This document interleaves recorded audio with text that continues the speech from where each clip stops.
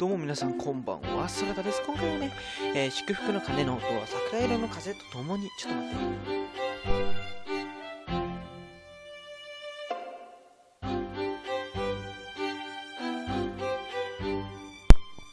はい、ということで、桜色の風とともにはやっていきたいと思います。ですね、今回は前回は確か、そう、何のために、なんだどうして音楽に興味を持ったのかって話だね。僕の場合は夏休みの自由研究で音楽の歴史についてレポートをまとめたのがきっかけかな。なんとなく誰もやりそうにないものを選んだだけだったんだけど、町の図書館とかで調べていくうちに興味が湧いてね、実際に自分でも演奏してみたいって気持ちになったんだ。なるほど。なんだかありきたりですね。面白くはないだろ。でもきっかけなんてみんなそういうものじゃないかな。そうですね。だから僕の授業を通して少しでも音楽に興味を持ってくれたら嬉しいよ。最初のきっかけは何だっていい。アイドルの歌を聴いて自分も歌手になりたいと思うのも一つのきっかけだ。はい。ロック歌手の演奏を聴いてギターを始めたいって思うのもいい。ギターが弾けたらかっこいいからとか、不純な動機だって全然大丈夫さ。まずは最初の一歩を踏み出すこと、それが音を楽しむってことだよ。なんかいい先生ですね、この教え方。よし、じゃあ他に質問はないかな。授業のことでも授業以外のことでも、音楽に関するちょっとした疑問を聞いてあげるよ。わからないことが分かったらそれだけで楽しくなるからね。父さんは父さんの授業を受けていると、やっぱり父さんは人に教える仕事の方が向いていると思えてくる。教え方は丁寧だし、相手に理解させようと努力しているのがよくわかる。それに何より興味を持たせるように指導しているのだ。対決になったら最後ですからね、授業なんて。興味があるのとないのではやる気に大きな差が出てくるものだ。実際うちのクラスメイトたちもいつの間にか父さんの授業に引き込まれていたのだから。はい、お父さん、質問。お父さん？いや、だからお父さんってまあいいや。何かな？小さい頃のダーリン、堀田くんのお話が聞きたいで。授業中だからそういうプライベートな話は。わかりました。授業が終わった後で聞きます。できればおねしょエピソードとかそういうのを希望。なもん聞くな。朝も言ったが、19日には創立記念パーティーがある。自由参加なので当日無理に参加する必要はないが、こういう催しでの経験は後々に生かされると思うので、可能な限り参加するように。パーティーって自由参加だったのか。でも参加しないわけにはいかないんだろうな。俺って立場上どちらかというと主催者側に主催側かに当たるのだろうし。もう一つ連絡事項がある。明日の午前中、全学年合同で身体測定を行う。女子はね、そうなりますよ。身体測定という単語に過剰に反応を示したのはクラスの女子たちだった。なんで事前に教えてくれなかったんですか。急に明日だって言われても困ります。ブーブー、横暴だ。この後食堂でケーキ食べようと思ってたのに。すごいブーイングの嵐だ。女の子にとっては身体測定は鬼門だからね。それを突然明日やるとか言われたらこうなって当然でしょう。事前に連絡されていれば節制などができたかもしれないが、突然言われたからな。静かに。普段から自己管理をきちんとしていれば何の問題もないはずだろ。確かにそうですね。それに身体測定の時だけ痩せようとしても意味がないんだからな。そうですね。先生の言うことはごもっともである。でも女子たちの気持ちもわからなくはない。身体測定を終えたら教室で自習。午後からは通常の授業になる。連絡事項は以上。起立。ああ、東雲は一緒に来るように。なんで私だけ名指しで呼び出されるの。お前は別件だ。早く来なさい。プップのプー。かわいいっすね。まるで葬式のようだ。死活問題だろうからね。僕だってそのあたりのデリケートな話題には気をつけてるよ。さてこの後どうするか。今日は食堂に行っても女の子たちは一人もいないだろうし、僕は帰るよ。そうだな。隼人が食堂に行くのは 100% 女の子目当てなのね。じゃまた明日。ああ、またな。隼人も帰ってしまったし、俺はどうするか修二、私は帰るけれど、あなたは？な。ああ、うん。特に用事もないし、このまま帰ってもいいのだが、まあマリアと一緒に帰った方がね、ルートが確定しますからね、きっと。俺も帰るよ。そう。じゃあ車を呼ぶわ。行きましょう。ああ。しかしパーティーに身体測定か。まあ身体測定はともかく問題はパーティーの方だよな。そもそもパーティーなんて参加したことがないのだからどう振る舞えばいいのかわからない。ちょっと聞いていいか？何？パーティーって具体的に何すりゃいいんだ？何もしなくていいわよ。あえて言うなら、来賓の方々に無様はさらさないで。それはわかるんだけどな。むしろそういうことなら最初から参加しない方が確実だと思うんだが、そういうわけにもいかないんだろうな。やっぱマナーとかあるんだよな。当然ね。基本的にはテーブルマナーと同じよ。人の視線を意識していれば、そこまで失敗することはないわ。人の視線を意識しすぎたら緊張して逆に失敗しそうだけどな。あ、そうそう。服装は清掃だから。じゃあどういうと何？スーツとかそっち系か。女の子はドレスか。清掃？制服じゃダメなのか？ダメってわけでもないけれど、誰も制服で来ないから、あなた一人すっごく目立つことになるわよ。それは勘弁してほしいな。礼服は一通り仕立ててもらったのでしょ？ああ、そういえば屋敷に来たばかりの頃に岡山さんたちにあれこれスーツを着せられていたっけな。念のため、屋敷に着いたら袖を通しておきなさい。習字に合わせて用意しているはずだけれど、合わなかったら大変だもの。ああいうのはオーダーメイドで時間がかかりますからね。清掃ということはマリアはドレスなのか？そうよ。マリアのドレス姿か。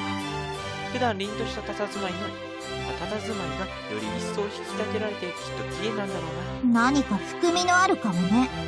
は？どうせ変なことでも考えていたんでしょ？別にそんなことは。まさか本人に考えてたことを直接言うわけにもいくまい。何より恥ずかしいし。そういえば立食パーティーだって言ってたけど、食べ物は食べていいのかな？強引に話題を変えようとしているわね。そんなことないって。で、どうなんだ？ガツガツしなければ普通に食べていていいわ。なんだ、いいのね。最初は多分おじい様と一緒に挨拶回りすることになるから、お腹が空かない程度に軽く何か食べておいてちょうだい。挨拶の最中にお腹が鳴ったりしたらみっともないんだから。わかったよ。お腹に何か入れておけってことはかなり長くなるってことか。なんか大変そうだな。お金持ちの生活ってもっと優雅で穏やかなものをイメージしていたのだが、お金持ちにはお金持ちの苦労ってものがあるんだよな。確かにそうですね。そのほとんどが体裁を整えるための苦労だけど、朝が普通だったので油断をしていた。目の前には肉汁たっぷりのステーキ、そして視線の先には分厚いステーキ、その視線の先にはそのステーキをナイフで豪快に切り分け口へと運ぶじいさん。マリアの分はじいさんに比べれば半分ほどしかないのだが、憂鬱な顔をしていた。じいさん、翌日に身体測定を控えた女の子にこの手術じゃないって。そうだ、お前たち。創立記念パーティーの話はもう聞いているのか？今朝のホームルームで。それならば話は早い。二人ともパーティーの際には挨拶回りに付き合ってもらうぞ。はい。特に修二は大鳥家の跡取りとして皆に紹介するのでな。気を引き締めておけ。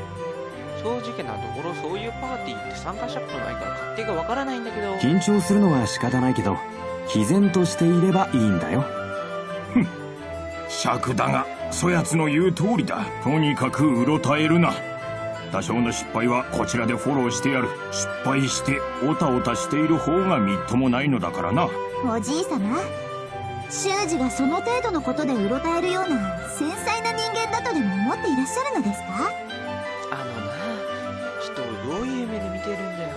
俺だって人並みにうろたえたりするっての。まあ確かに修二は意外と肝が据わってるところがあるからね。案外著名人を前にしても平然としているかもしれない。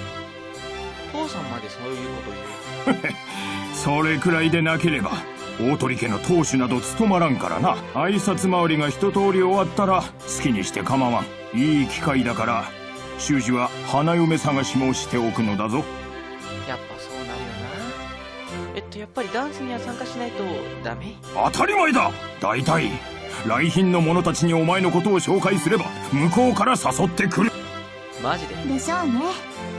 だけど一人でも OK しちゃったら後々大変よ。だからこそマリアはダンスの誘いを最初から断っているんだろうな。やはり経験からなのだろうか。それが嫌なら全員断るか特別な相手を見つけるかどちらかね。全員断るおいおい、全員断られてはこちらの立つ瀬がないぞ。ですね。せめて一曲くらいは踊ってもらわなければ困る。考えておくよ。とは言ったもののマリアはダメ、カノンちゃんもダメ、サヤ先輩はそもそもじいさんが許さない。頼みの綱のうららはあまり乗り気じゃなかったみたいだしな。こうなったら最初に誘ってくれた人と。先に言っておくが、誘いを待とうなどと多弱な考えは許さんぞ。バレた。考えを読まれているし、当日までに踊ってくれる相手を探しておかないといけないようだ。難しく考えることはないよ。修二が一緒に踊りたいと思える子を誘えばいいだけなんだからね。そうだね。父さんも他人事だと思って簡単に言ってくれるよな。俺が踊りたいって思える相手か。マリアちゃんですよ。4月17日。はい。ノックの音とともに目が覚める。何か習慣みたいになってきたな。メイドでございます、修二坊ちゃま。ドアを思いっきり開け、部屋に入ってきたのはナナカ。岡山さんだと思って油断していたので、その乱暴な登場に寝起きの頭がついていかなかった。修二坊ちゃま、ナナカです。ナナカがお休みから帰ってまいりました。そうだね。まるで数ヶ月くらい休みをもらっていたかのような反応だな。実際には丸一日しかないのだが。で、休みは堪能できたか？はい、それはもうナナカの笑顔を見る限り十分に堪能できたみたいだ。やっぱりライブは全然違いますね。まあそういうもんなんだろうな。俺自身ライブに行ったことはないが、生の音楽はやっぱり迫力が違うんだろう。そういやファンレターはどうなったんだ？はい、直接は無理ですがスタッフの人に渡しておきました。そっか。インディーズとはいえ人気の高いバンドとなると、やはりファンの一人一人が手渡しするのは難しいんだろうな。でも大満足です。ならよかったよ。何せファンレターには苦労させられた。結局ほとんど書き直すことになって、最終的にマリアが全部代筆していたんだよな。すみません、朝食の準備が整ったのでお呼びに来たのでした。おっと、じゃあ食堂に行かないとな。はい、お願いします。おはよう。おはようございます、修二様。おはよおはよじいさんいないね。あれ、じいさんは？旦那様は19日のパーティーの件でお話があるので早めに出かけられました。すごい、2日後やん。へえ。まあいないならいないで気が楽なんだけど、俺は自分の席につきすでに用意されていた朝食を見る。プレーンオムレツにソーセージ、サラダとスープというシンプルな朝食だ。う。じゃあ修二も来たことだしいただこうか。いただきます。俺はまずパンを一つ取り、バターを振って口へと運ぶ。洋風の朝食もいいけど、たまにはご飯と味噌汁の朝食も食べたいよな。あ、そういや今日身体測定だっけ？そうね。普通に朝食ってるけど大丈夫なのか？何が？いやだからさ、女の子に対してそういうことを言っていいものなのかと迷ってしまう。どう考えてもマナー違反だからな。余計なお気遣いありがとう。私は普段から自己管理しているから大丈夫よ。さすがマリアちゃん。さすがに昨日の夕食にステーキが出た時には頭の血が沸騰しかけたけどそれは怒っていいと思う。だいたい当日だけ食事の量を減らしたところで意味がないでしょ。そうなんだろうけど、やっぱり女の子にとっては死活問題なんじゃないのかな。少なくともクラスの女の子たちの反応はお嬢様というよりどこにでもいる女の子の反応だった。気持ちはわからなくもないけれど今さら慌てても仕方ないでしょ。なんか踏ん切りついてますね。こういうものは普段からの自己管理がものを言うのだから。マリアの場合性格が真面目だからね。自己管理とかもきっちりやっているんだろうな。身体測定か。確か全学年合同で午前中を使ってやるんだったね。学生の人数を考えると大変そうだ。まるで他人事みたいだね。いやいや、僕の場合本当に他人事でしかないんだよ。午前中にあるはずだった授業はなくなってしまったし、午後までやることがないからね。父さんはあくまでも臨時講師。クラスを受け持っているわけでもないから音楽の授業がなければやることがないんだな。いつものように車で学園へと向かっている時のことに、林道を歩く人影に近づく。なあ、ここって確か市道だよな。そうよ。学園裏手の山も含めて全部大鳥家の私有地。それがどうかしたの？いや、大したことじゃないんだけどさ、さっきの人影は私有地といっても用事がなければ人の出入り口があっても用事があれば人の出入り口があって人の出入りがあっても問題不思議はない。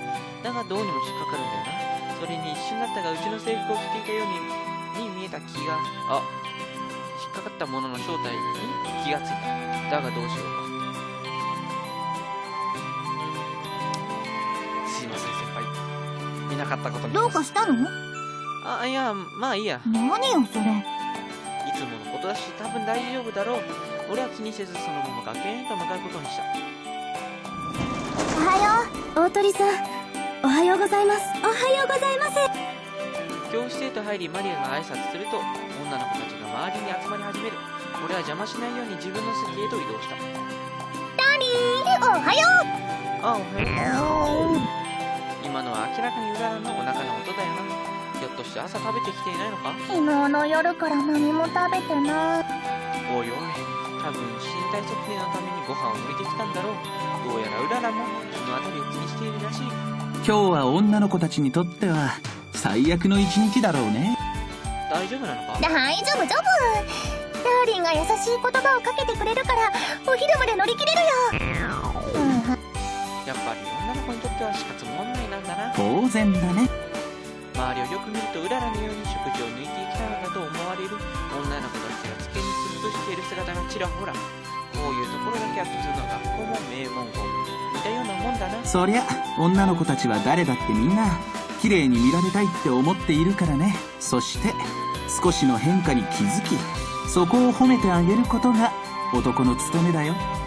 そういう考え方ができるのになぜ彼は女の子に相手にされないのであろう。そう話は変わるんだけど、繁華街に新しくケバブのお店ができたんだけどさ、あそこ値段の割に結構。まあでしょうね。ごめんなさい。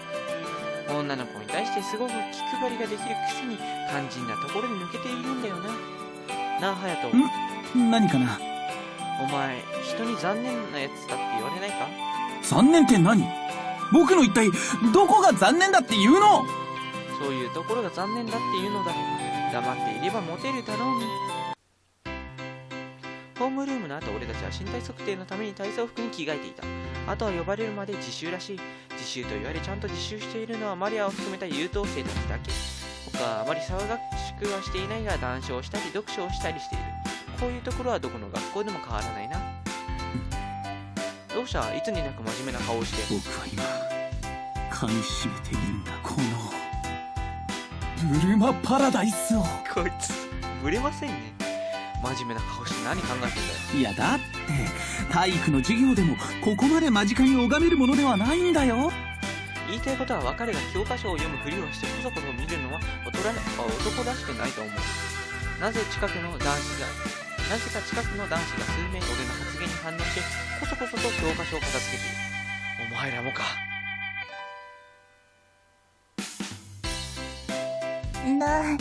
ダーリン、こっちはこっちで今にも倒れそうだし。お腹すいた。そこまでしなくても何か軽くいるときはいいのに、ブロック型の栄養補給補助食とかさ。あれはダメ、絶対にダメ。カロリー高いからちょっと食べただけでアウトだから。そうなのか？まああの手の携帯食はコンパクトかつ高カロリーなのが売りだからな。お昼まで、とにかくお昼まで頑張らないと。そこまでしなくてもって気がするんだけどな。そこまでするよ、ダーリンのためにも。いやいや、だから当日だけ考えダイエットじゃ意味が。修二、女の子にとっては見た目以上に数字が重要だったりするんだよ。1グラムの差が運命を分かつのさ。大変だな女の子。男子から順に保健室へ移動してください。おっと、僕らの番が来たみたいだ。じゃあ行くか。ダーリン、ってらっしゃい。あのまま空腹で倒れないかが心配だな。身体測定といっても男子は身長体重座高を測るだけだから楽だよね。女子は違うのか。分かってて言ってるんだよね。このむっつりスケベ。誰がむっつりだ。女子は身長や体重以外にも測るところがあるじゃないですか。ウエストとか胸か。ドストレートに言うね君。他に言いようがないだろ。そういうわけで女の子たちは魅惑の数字を測るので男子より時間がかかるわけですよ。魅惑の数字って言いたいことがわかるのだが、ところでさ、なんだい。胸のサイズを測ったりするってことは当然制服を脱ぐんだよ。体操服は脱ぐんだよな。君はなんてことを言い出すんだ。誰もがそのことに気づきながら気づかないふりをしていたというのに。だがしかしそれを言及してしまったからにはもう後には引けない。僕らは夢と希望とちょっとだけエロスの詰まった桃源郷へと向かうしかないのだ。お前の頭にはエロしか詰まっていない気がするけどな。そんなことはないよ。僕はジェントルメンだからね。で、そのジェントルメンはどうやって覗きに行くつもりなんだ。覗きだなんて低俗な言葉で語らないでほしいね。僕は彼女たちの成長を見守りに行くんだよ。それを覗きって言うんじゃないのか。まあいいか、面白そうだから俺も付き合うぜ。バカ野郎。お主も悪いよの。こういう愉快なイベントは見逃せないたちでね。バレたらマリアに怒られそうだけど、だからといってこういうノリを楽しむ気持ちを忘れたくもない。で、どうするんだ。まさか保健室に正面突破するつもりじゃないよな。任せたまえ。僕にいい考えがある。おい、何かな。お前のいい考えというのはこれのことか。すごいだろ。すごいな。すごくぎゅうぎゅう詰めだ。こんなことなら正面突破の方がまだマシだった。つかこれ肝心の身体測定の様子が見えないんじゃ。しまった。いや、待つんだ。このちょっとした隙間からなら。俺が見えねえよ。女の子たち来た。だから俺が見えねえっつってんだら。押さないでくれ。僕は男と絡み合う趣味はないんだ。俺だってねえよ。今まさに桃源郷への扉が。俺にも見せろっつったんだら。バカ。だから押すなって言ってるでしょうが。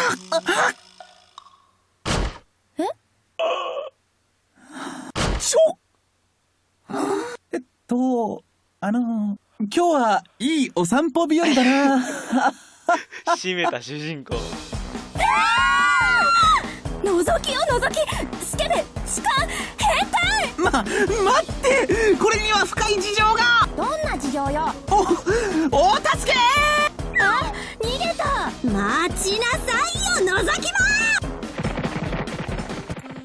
どうやらみんな隼人を追いかけていったようだ。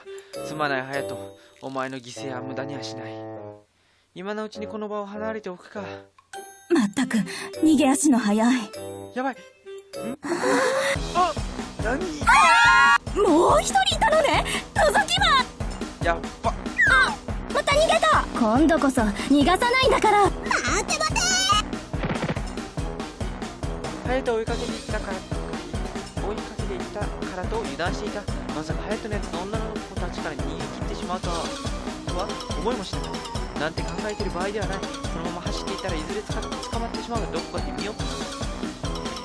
潜めなければ。一番手前の教室へ飛び込む。2番目一番奥か。これは真ん中が最強やと思う。そこだ。俺は自分の直感を信じ手前から2番目の教室へと飛び込む。オーマイガー。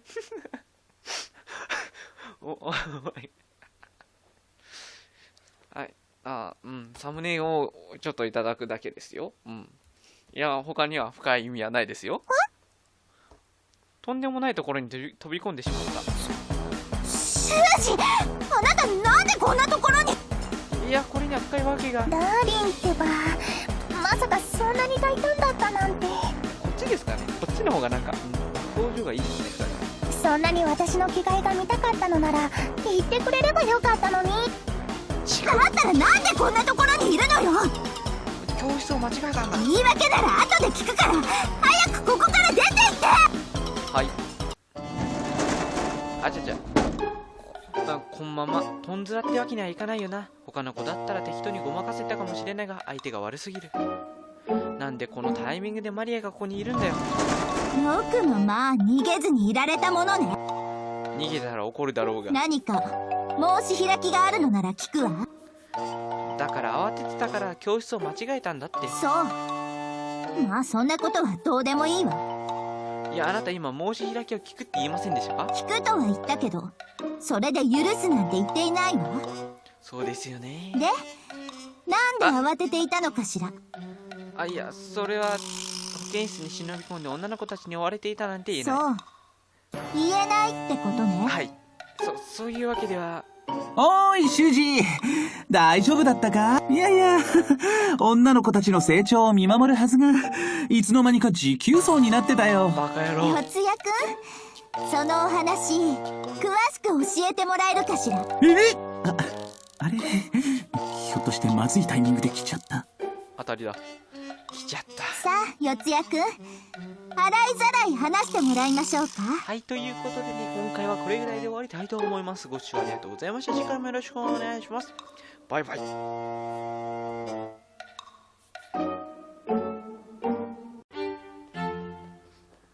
どうも皆さんこんばんは、そらたです。今回はね、祝福の鐘の音は桜色の風とともに、ちょっと待って。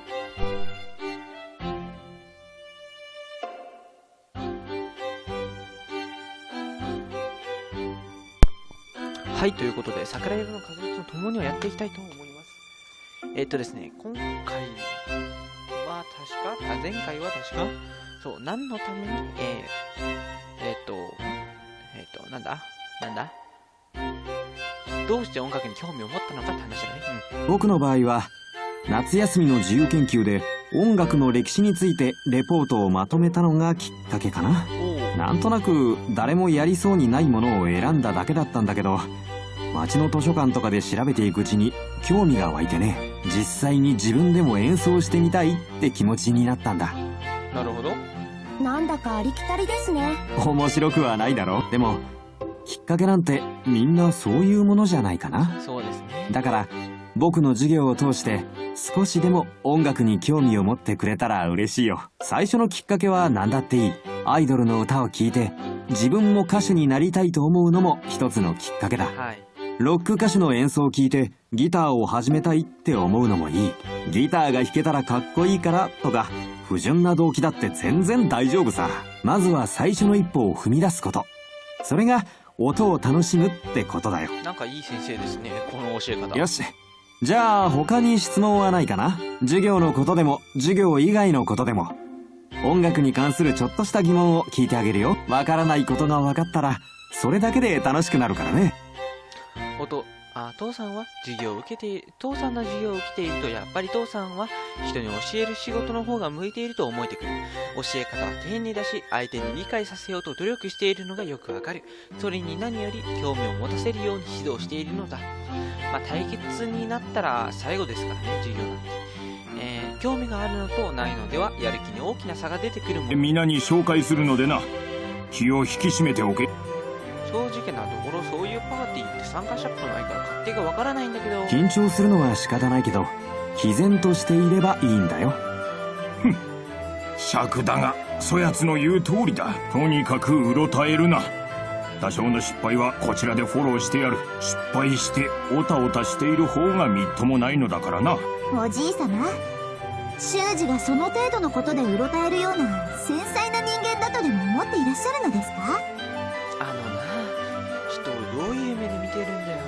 俺だって人並みにうろたえたりするっての。まあ確かに修二は意外と肝が据わってるところがあるからね。案外著名人を前にしても平然としているかもしれない。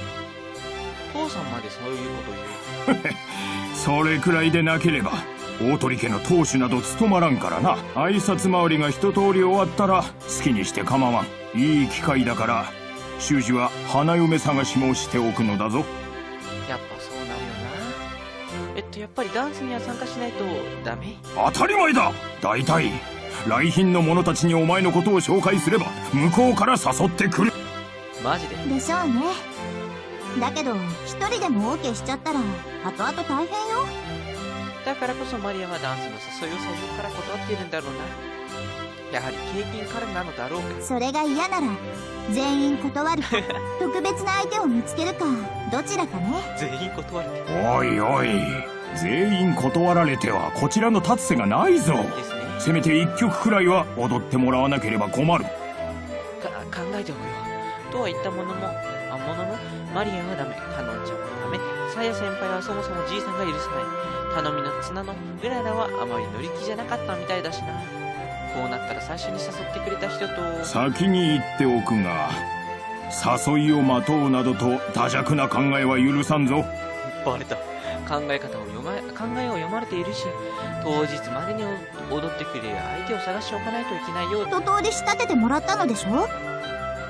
ああ、そういえば屋敷に来たばかりの頃に岡山さんたちにあれこれスーツを着せられていたっけな。念のため屋敷に着いたら袖を通しておきなさい。習字に合わせて用意しているはずだけれど、合わなかったら大変だもの。ああいうのはオーダーメイドで時間がかかりますからね。清掃ということはマリアはドレスなのか。そうよ。マリアのドレス姿か。普段凛とした佇まいがより一層引き立てられてきっと綺麗なんだろうな。何か含みのあるかもね。は？どうせ変なことでも考えていたんでしょ。別にそんなことは。まさか本人に考えてたことを直接言うわけにもいくまい。何より恥ずかしいし。そういえば立食パーティーだって言ってたけど、食べ物は食べていいのかな。強引に話題を変えようとしているわね。そんなことないって。で、どうなんだ。ガツガツしなければ普通に食べていていいわ。なんだ、いいのね。最初は多分おじいさまと一緒に挨拶回りすることになるから、お腹が空かない程度に軽く何か食べておいてちょうだい。挨拶の最中にお腹が鳴ったりしたらみっともないんだから。分かったよ。お腹に何か入れておけってことはかなり長くなるってことか。なんか大変そうだな。お金持ちの生活ってもっと優雅で穏やかなものをイメージしていたのだが、お金持ちにはお金持ちの苦労ってものがあるんだよな。確かにそうですね。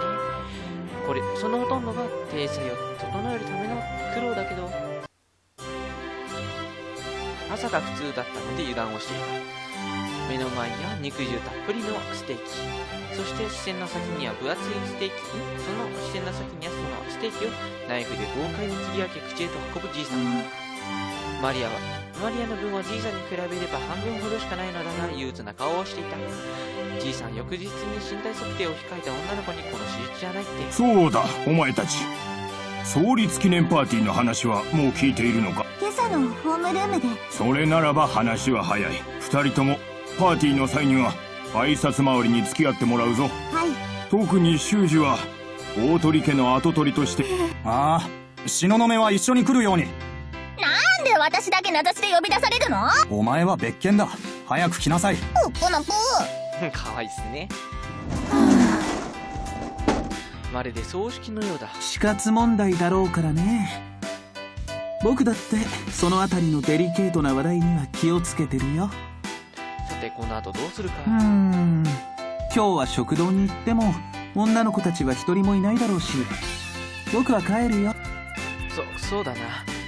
隼人が食堂に行くのは 100% 女の子目当てなのね。じゃ、また明日。ああ、またな。隼人も帰ってしまったし、俺はどうするかな。修二、私は帰るけれど、あなたは？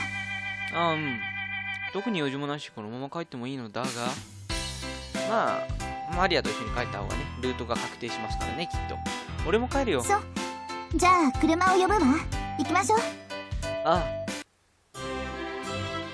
しかしパーティーに身体測定か。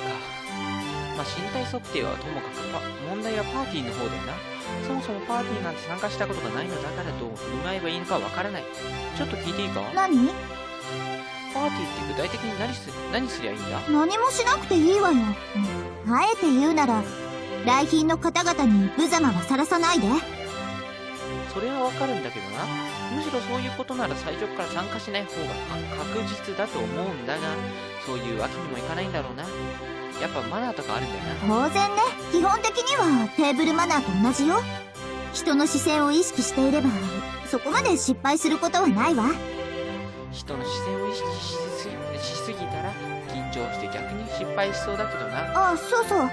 服装は清掃だから。というと何？スーツとかそっち系か。女の子はドレスか。制服じゃダメなのか？